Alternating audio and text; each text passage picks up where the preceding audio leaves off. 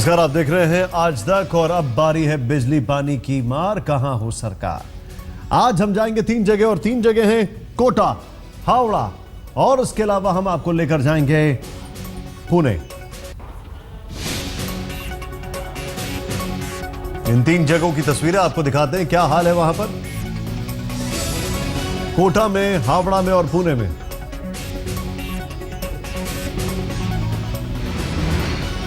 कोटा में हमारे साथ शरद मौजूद रहेंगे, पंकज पुणे से और मनोज्ञा हावड़ा से।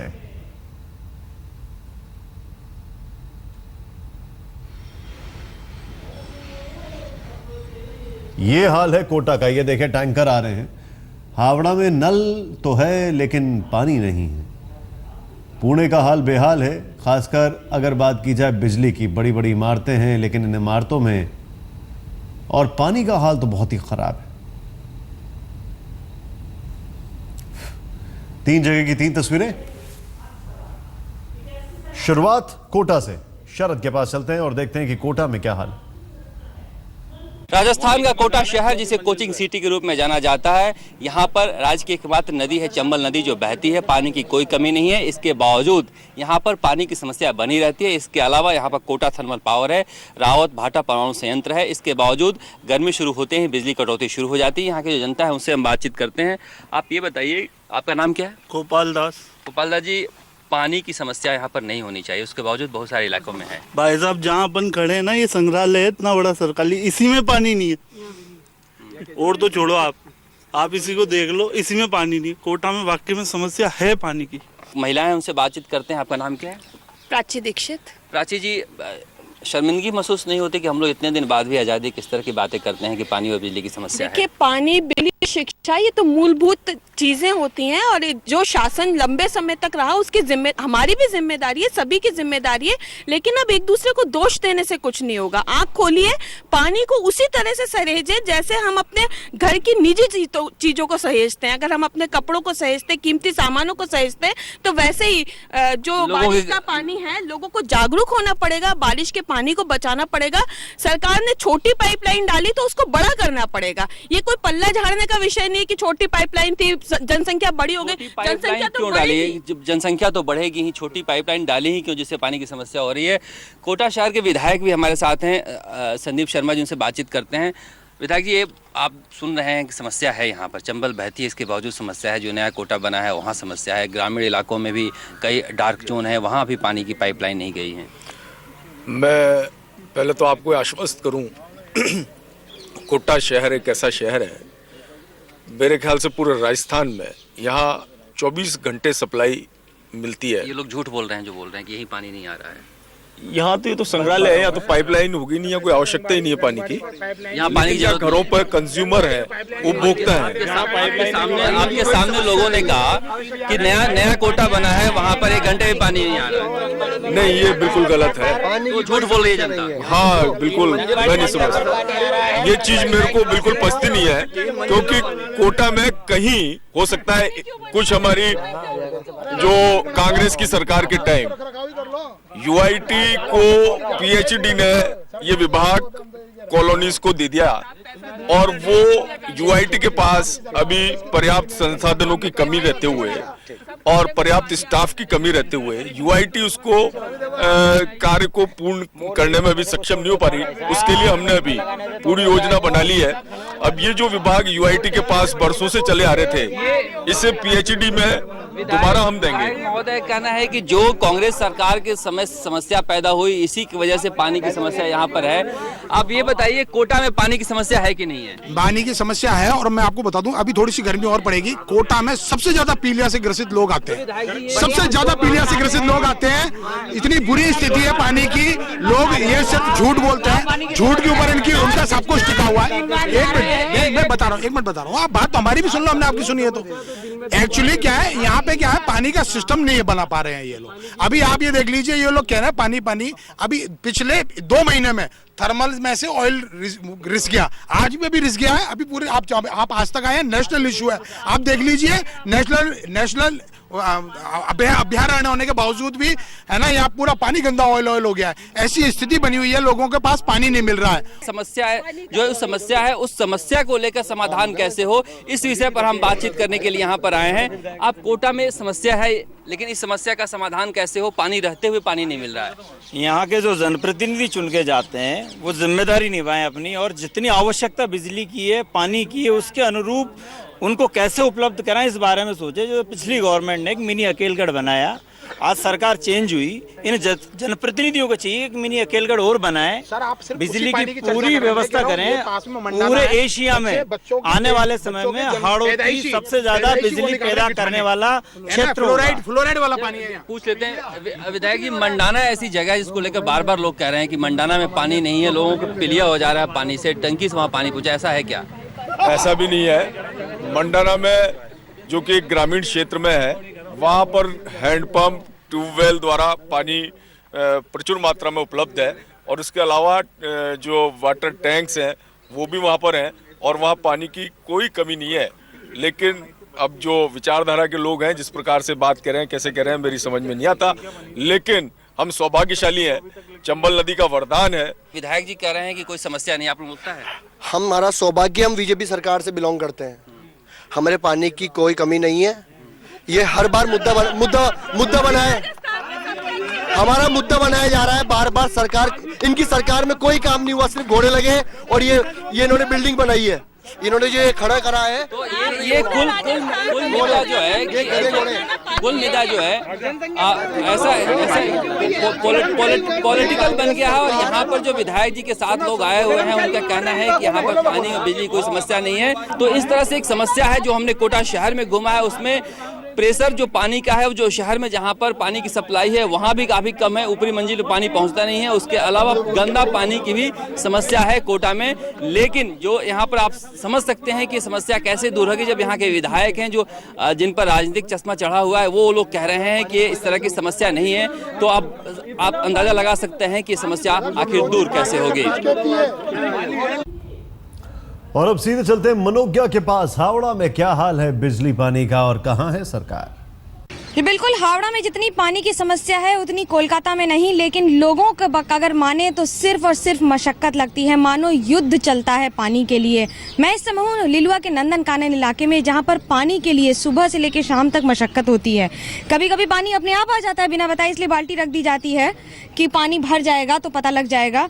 लेकिन जो लोगों की समस्या है, यहाँ करीब 300 घर हैं जिसमें 1200 लोग रहते हैं, 3 से 4 लैट्रिन हैं, और उसके साथ साथ जो नल है वो मुश्किल से 5 से 6 हैं। ऐसे में आप अंदाजा लगा सकते हैं कि जब पानी आता है, समय समय पर आता है, तो क्या माहौल होता है, कितनी मुश्किल होती है जब पानी आता है। एक तो सुबह 6 बजे यहाँ नल में पानी आती है, वो भी कोई टाइम टेबल नहीं है, कभी 6 बजे, कभी 6:30 बजे, कभी 7 बजे। उस समय बच्चे को स्कूल का समय रहता है। लैट्रिन का प्रॉब्लम है, मात्र जेंट्स का एक लैट्रिन है, लेडीज का एक लैट्रिन, उसी में बच्चे से बड़े तक सभी को जाना पड़ता है।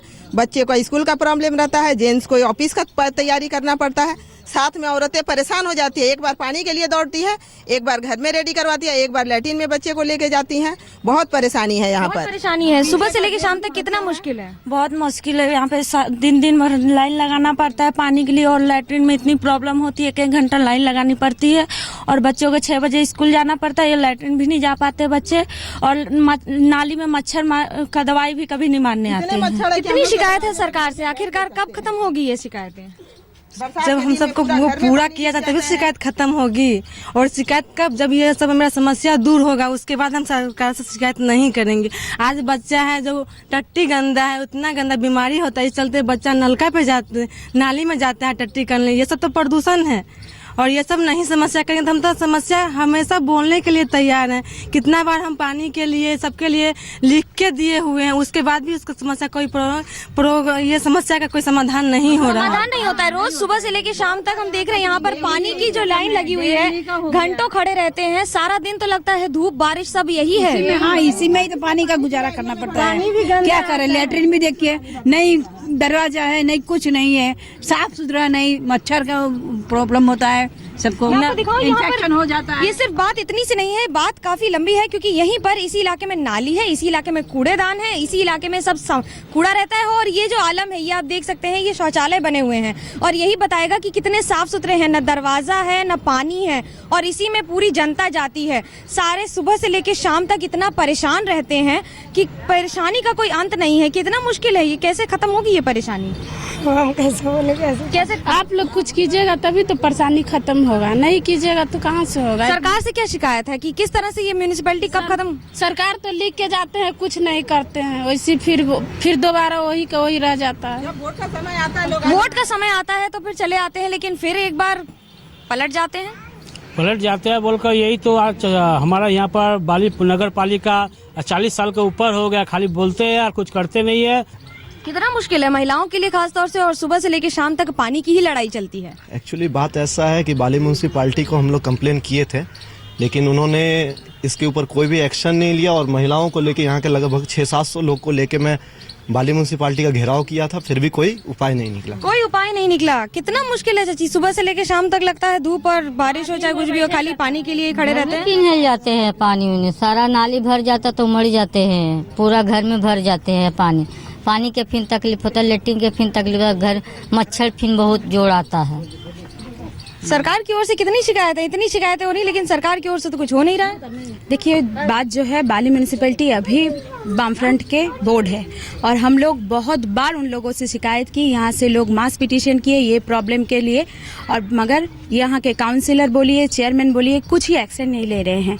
हम लोग बहुत बार म्यूनसिपैलिटी घेराव किए हैं, यहाँ पे वार्ड ऑफिस में है, इन लोगों के लेकर के जाके बहुत समस्याओं हल करने के लिए उन लोगों के पास बहुत बार गए हैं, लेकिन कोई भी समस्या में उन लोग कोई हल नहीं निकाल रहे हैं। बस सालों से इन लोगों से वोट मांग के वोट लेके और घर में चुपचाप बैठे रहते हैं। हम लोग को पानी का दुख, लेटरिन का दुख, नाला वाला सफाई नहीं, कुछ नहीं। समय आएगा सब हाथ जोड़ेगा, दे दीजिए हमको, मदद करिए, क्या फायदा हम लोग का। बच्चा लोग के लेकर परेशानी है, इधर पानी का लाइन में खड़ा रहते हैं, बाड़ी वाला का बोलते हो, बाड़ी वाला पानी का व्यवस्था नहीं कर रहा, क्या करना है? भाड़ा बढ़ा दिया, भाड़ा के लिए चिंता हो गया, भाड़ा के लिए चिंता होती है, लेकिन समस्या नहीं खत्म होती है लोगों की, और ये समस्या लग रहा है खत्म होने वाली भी नहीं है, क्योंकि जितने भी लोग हैं यहाँ पर सुबह से लेकर शाम तक ऐसे करीब 8 से 10 नल हैं। आप अंदाजा लगा सकते हैं 1200 लोगों को जरूरत होती है, और ये 10 नल में पानी का कोई टाइमिंग नहीं है। पानी सुबह आएगा, अपनी मर्जी से आएगा, अपनी मर्जी से चला जाएगा। और अगर पानी के बहाव की बात करें तो इतना धीरे होता है कि आधा घंटा तो सिर्फ एक बाल्टी पानी भरने में लग जाता है। ऐसे में लोगों में लड़ाई होती है और मानो विश्व युद्ध हो रहा होता है पानी के लिए इन गलियों में। और कितना मुश्किल है इस बात को मानना कि जब नेता आ जाते हैं, चुनाव का समय आता है तब, और चुनाव का समय चला जाता है तो फिर एक बार इन्हीं लोगों को भूल जाते हैं, और ये भी भूल जाते हैं कि इन्हीं लोगों ने वोट देकर उन्हें सत्ता में बिठाया था और अब पानी के लिए एक एक बूंद के लिए तरस रहे हैं। और अब बारी है पुणे की। पुणे में पानी का हाल खराब है, क्यों? जानते हैं, हमारे सहयोगी वहां पर मौजूद हैं, पंकज से। बिजली पानी की मार, कहां हो सरकार। मैं आज आपको कुछ ऐसे दृश्य और कुछ ऐसी बातें बताने वाला हूं जो देखकर और सुनकर आप चौंक जाओगे। फिलहाल मैं पुणे के बानेर इलाके में हूं, बहुत ही पॉश इलाका है। आप देख सकते हैं कि इस सोसाइटी में सब कुछ है, क्लब हाउस है, गार्डन है, ऊंची ऊंची बिल्डिंग है, अच्छी एमिनिटीज की भी बात की गई है, लेकिन जो सबसे बड़ी बात होती है पानी और बिजली, सबसे खास बात है पीने का पानी, और जो बाकी पानी लगता है सोसाइटी को वो ही यहाँ पर नहीं है। पानी की क्या समस्या है? यहाँ पानी की बहुत ज़्यादा समस्या है। मैं ऑलमोस्ट 4 ईयर्स से यहाँ रह रही हूँ और हर 6 महीने में हमें मेंटेनेंस बिल भरना पड़ता है, और वो बिल हर साल बस बढ़ते ही जा रहा है। और उसका मेजर रीज़न है यहाँ पे जो जितना पानी आता है वो सारा टैंकर्स के थ्रू आता है, तो हमारा काफ़ी सारा वो बिल इन टैंकर्स के लिए जाता है। आप बताइए कि जो टैंकर्स की बात हो रही है, कितने टैंकर्स आते हैं आपकी सोसाइटी में? हर आधे घंटे में एक टैंकर आता है।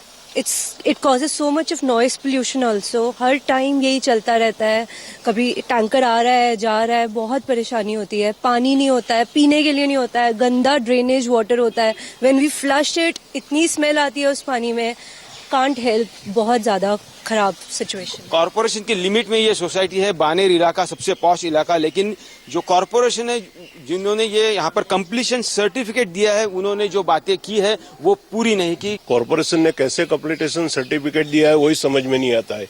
कंप्लीटेशन सर्टिफिकेट देने के बाद भी आज कॉरपोरेशन ना तो पानी की पीने के पानी की सुविधा देती है, ना तो यूज का वाटर देती है, और ना तो कोई प्राइमरी फैसिलिटी भी यहाँ है। 350 फ्लैट है इस सोसाइटी में और हर एक फ्लैट को 4 से 5 हजार रुपया प्रति महीना खर्चा आ रहा है। जिस तरह से बताया जा रहा है कि पानी नहीं आ रहा है, आपने कभी यहाँ पर पानी का जो टैक्स होता है कॉर्पोरेशन टैक्स में, वो कभी दिया है?